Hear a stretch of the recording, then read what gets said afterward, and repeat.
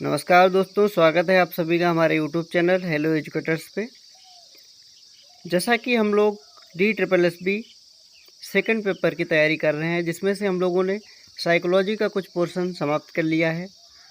उसकी playlist description box में मिल जाएगी आपको, यदि आपने नहीं देखा है तो उसको देख लीजिएगा।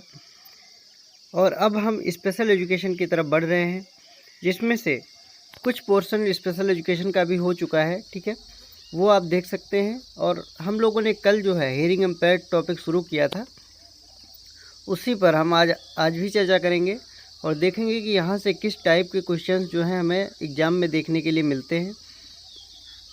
तो इन सब पे हम आज चर्चा करने वाले हैं।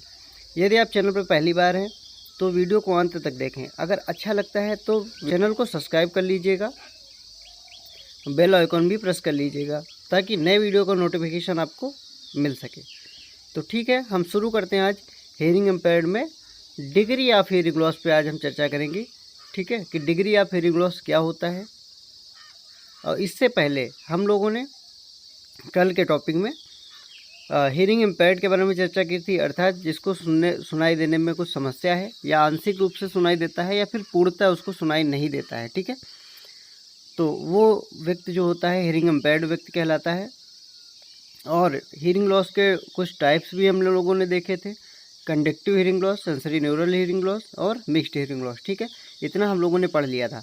और वहाँ से जो क्वेश्चंस बनते थे उस पर भी हम लोगों ने चर्चा कर ली थी कि वहाँ से 3 टाइप के क्वेश्चंस बनते हैं। पहला कि RPDW एक्ट में हियरिंग लॉस को या डेफ को किस तरीके से डिफ़ाइन किया गया है, ये इस बात पे हम लोगों ने चर्चा की थी। या हार्ड ऑफ हियरिंग को किस तरीके से डिफ़ाइन किया गया है, इस बात पे चर्चा हुई थी।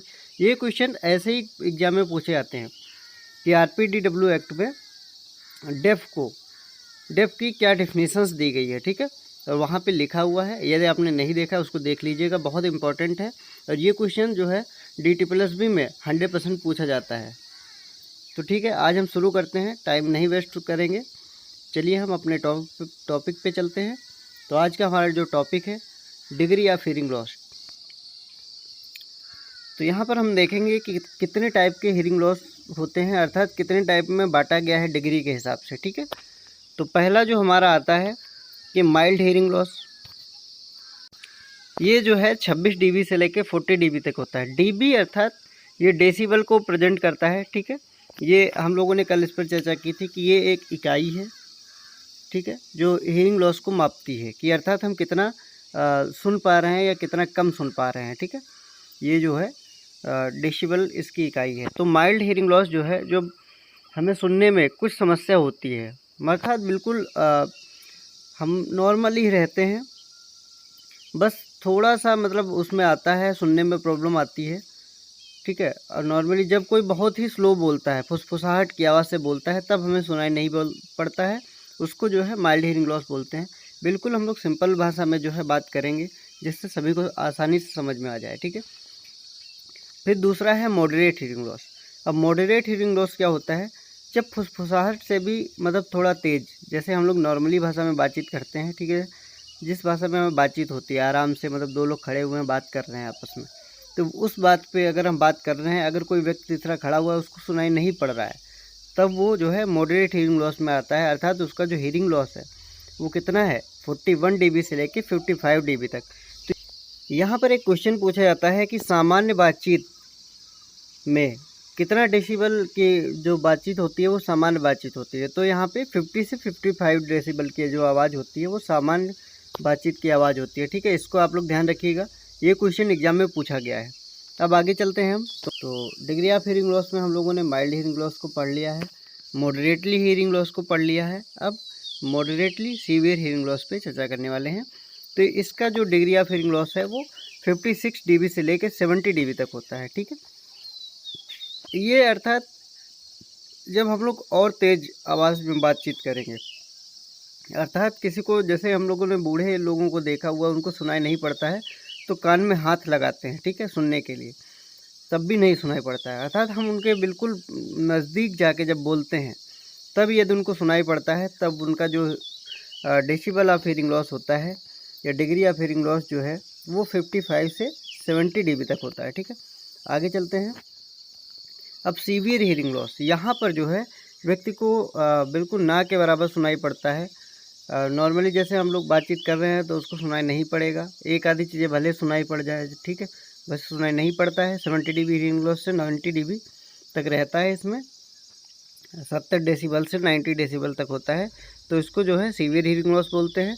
और अब आता है प्रोफाउंड हियरिंग लॉस, ये लास्ट की स्टेज है 91 dB से अब जो ऊपर का हियरिंग लॉस होता है उसको प्रोफाउंड हियरिंग लॉस बोलते हैं। यहाँ पर जो है व्यक्ति बिल्कुल नहीं सुन पाता है, ठीक है। अब आप सोचेंगे कि जब व्यक्ति सुन नहीं पाता है तो क्या इसको हम सुना सकते हैं या कोई उपाय है जिसके माध्यम से वो व्यक्ति सुन सकता है? तो बिल्कुल है, यदि पॉसिबल होता है तो वो कार्य किया जाता है। जैसे कि अब माइल्ड में जब समझाते चलता हूँ मैं, माइल्ड पे जब माइल्ड हियरिंग लॉस होगा तो व्यक्ति ऑटोमेटिक अपने आप सुनता है, ठीक है। मॉडरेट हियरिंग लॉस जब होता है तब व्यक्ति सुनता है, थोड़ा मतलब तेज़ बोलने की ज़रूरत होती है बट व्यक्ति सुन लेता है, ठीक है। अगर यहाँ पे थोड़ी प्रॉब्लम आती है तो डॉक्टर के पास आप जाएंगे तो वो वहाँ पे सही कर देगा। कुछ इन्फेक्शंस हो जाता है या फिर मैल जो है वो इकट्ठा हो जाता है तो वहाँ पे ऐसी समस्या देखने के लिए मिलती है। फिर जब यहाँ से आता है मॉडरेटली सीवियर की तरफ, तो यहाँ से जो होता है थोड़ी प्रॉब्लम शुरू हो जाती है। व्यक्ति जो है थोड़ा मतलब तेज़ और भी तेज़ बोलेंगे तब भी मतलब कुछ कुछ आवाज़ें जो है सुन सकता है, ठीक है। तो इसलिए इसको जो है कभी कभी क्या किया जाता है, यहाँ पे हियरिंग एड दिया जाता है इन लोगों को। तो हियरिंग एड क्या होता है कि ये देखिए पहला फिगर में बच्चा ये दिख रहा है, ये कान पे पहने हुए है, ठीक है। इसको हियरिंग एड बोलते हैं, मशीन होती है कान की मशीन, ठीक है।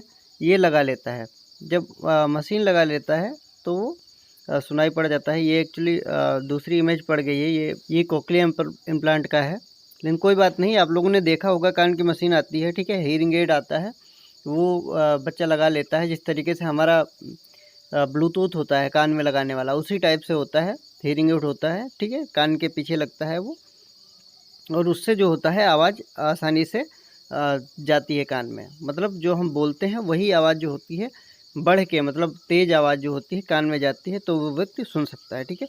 सीवियर हियरिंग लॉस उस पर भी एक ट्राई किया जाता है, ठीक है। अगर वो व्यक्ति उस मशीन के द्वारा या हियरिंग एड के माध्यम से नहीं सुन पा रहा है, उसके बाद उसको जो होता है कोक्लियर इम्प्लांट किया जाता है, ठीक है। यहाँ पे सर्जरी की जाती है, उसके हेड में जो है सर्जरी की जाती है। दोनों इमेज जो है कोक्लियर इम्प्लांट की हैं, तो उनके हेड में सर्जरी की जाती है और उसके बाद यहाँ पे ये इम्प्लीमेंट किया जाता है, ठीक है। तो ये जो है इस तरीके से हम लोग कोक्लियर इम्प्लांट पे बात करेंगे, और ठीक है, इस पे बहुत अच्छे चर्चा करने वाले हैं। एक बिल्कुल टॉपिक ही पूरा ले लेंगे कोक्लियर इम्प्लांट पे, और एक दूसरा टॉपिक लेंगे हम लोग हियरिंग एड पे, ठीक है। तो आप लोग बिल्कुल निश्चिंत रहिएगा, हर चीज़ क्लियर करते हुए चलेंगे। और प्रोफाउंड हियरिंग लॉस होता है, वहाँ पर भी यही देखा जाता है कि यदि बच्चा नहीं सुन पा रहा है तो फिर उसको अगर पॉसिबल होता है तो उसको हम कोक्लियर इम्प्लांट करा देते हैं, ठीक है। तो ये चीज़ हो गई। तो आगे हम चलते हैं और देखते हैं कि क्या बचाव कौन कौन से हैं, ठीक है, प्रिवेंशन कौन कौन से हो सकते हैं। तो चलते हैं हम। तो बचाव में क्या है कि अपने कानों को मतलब प्रोटेक्ट किया जाए, अर्थात जब हम हेडफोन लगा के सुनते हैं, ठीक है, तेज़ आवाज़ में यदि हम सुन रहे हैं तो वहाँ पर क्या होता है, जो सुनने की क्षमता होती है वो प्रभावित होती है, ठीक है।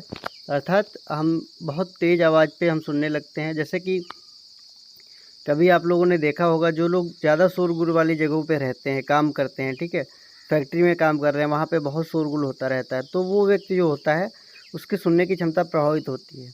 जब तक तेज़ ना बोलो तब तक वो नहीं सुनता है, ठीक है। इस तरीके से आप लोगों ने ऐसे कई व्यक्तियों को देखा होगा जो ऐसी जगहों पे रहते हैं और वो लोग काफ़ी तेज़ बोलने पे सुनते हैं। तो अर्थात प्रोटेक्ट योर ईयर, ऐसी जगह पे जो है वो कम रहना चाहिए, ठीक है।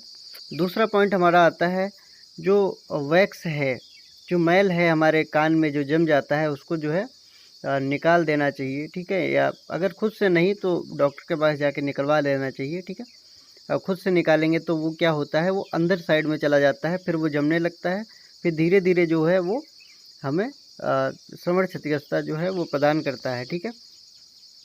और अगर हो सके तो हियरिंग टेस्ट भी कराते रहना चाहिए समय समय पे, ठीक है। 1-2 साल में हियरिंग टेस्ट करवा लेना चाहिए कि हमें सुनाई देने में उससे पता चल जाता है कि कितना हमें सुन पा रहे हैं, ठीक है।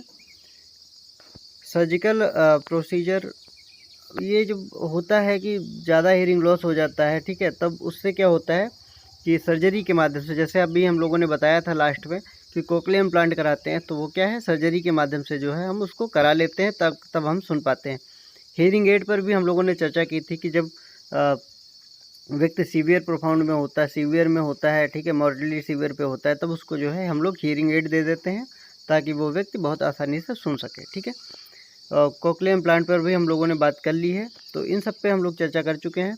अगर वीडियो पसंद आया है तो वीडियो को लाइक करिए, कमेंट करिए और चैनल को सब्सक्राइब कर लीजिएगा यदि पहली बार आए हैं आप।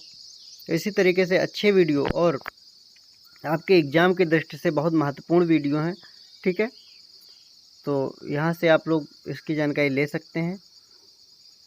और हमारा फेसबुक पेज भी है, वहाँ पर भी आप हमें फॉलो कर सकते हैं। हेलो एजुकेटर्स भी आप जुड़ सकते हैं, जो हमारा टेलीग्राम चैनल है, ठीक है। चलिए धन्यवाद, मिलते हैं हम नेक्स्ट वीडियो में। Thank you.